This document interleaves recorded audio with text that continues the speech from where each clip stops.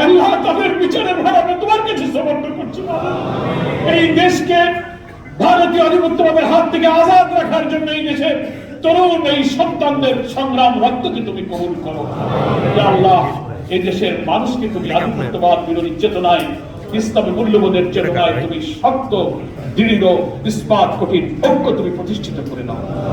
ইয়া আল্লাহ, আমরা যারা এখানে হাত তুলেছি, আমাদের অনেকের পিতা মাতা আপনজন ইন্তেকাল করে যারা বিদায় নিয়েছেন, তাদের সকলকে তুমি মাফ করো।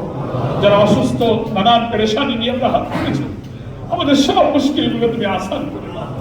এই দেশে তোমার দ্বীনকে বিজয়ী করার সংগ্রামী কাফেলা বাংলাদেশ জামাতে ইসলামী, ইসলামী ছাত্র শিবির সহ নারী পুরুষ শিশু তরুণ সকলের এই চেষ্টার বিরুদ্ধে যাদের ষড়যন্ত্র, সেই ষড়যন্ত্র আল্লাহ তুমি বানচাল করে দাও। আর এই কাফেলাকে আল্লাহ তুমি কবুল করো। জাতির সামনে এক কঠিন পরীক্ষা আগমন করেছে। এই পরীক্ষায় এই জাতির জন্য সুশাসন, ইনসাফপূর্ণ তোমার কোরআনিক জীবন বিধানের জন্য যে লড়াই আমাদের চলছে, সব ধর্ম বর্ণের জন্য একটি বৈষম্যহীন সমাজ নির্মাণের এই স্বপ্ন আল্লাহ তুমি বাস্তবায়ন করে দাও। রব্বানা তাকাব্বাল মিন্না ইন্নাকা আনতাস সামিউল আলিম ওয়া তুব আলাইনা ইন্নাকা আনতাত তাওয়াবুর রহিম। সাল্লাল্লাহু তাআলা আলা খায়রি খালকিহি মুহাম্মাদ ওয়া আলিহি ওয়া সাহাবিহি আজমাইন।